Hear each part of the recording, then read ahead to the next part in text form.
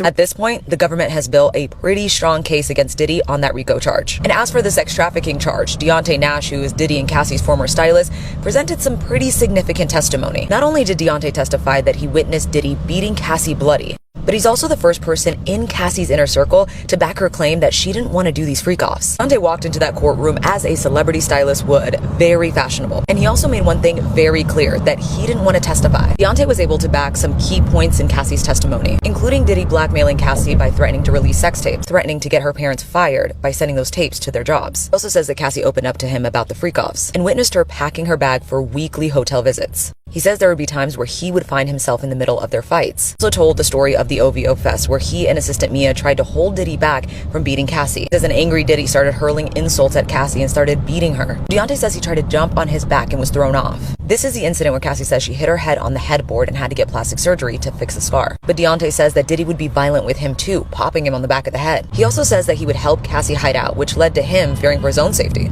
At one point, he says Diddy showed up to his home looking for Cassie, searching his entire home, even the oven, which perplexed him. Deontay says that he was also there at Cassie's 29th birthday, where Diddy was pressuring her to do a freak-off, and he says she didn't want to do it. He also says that he spent a lot of time with Cassie in the studio, watching her record so many songs that were never released. He says if he's being generous, 10% of that music was released. But he says he did witness Diddy threaten to not release Cassie's music if she didn't watch her mouth. Fear, intimidation, control were the underlying themes once again during Deontay's testimony. But like other employees, the defense pointed out that Deontay kept in contact with Diddy over the years, to which he responded, "This man's sanity was my safety. That's just what I was used to." The defense also pointed out that Deontay started off as an intern, and it was Diddy who turned him into a celebrity stylist, insinuating that he owes Diddy his career. But I think it underscores why we keep seeing former employees keep coming back to Diddy's world. Because, for example, Capricorn Clark says that she started as an assistant, but then Diddy made her the head of Sean John Women's, and then later a creative director. The defense also pointed out that Deontay and Cassie still have a close relationship. In fact,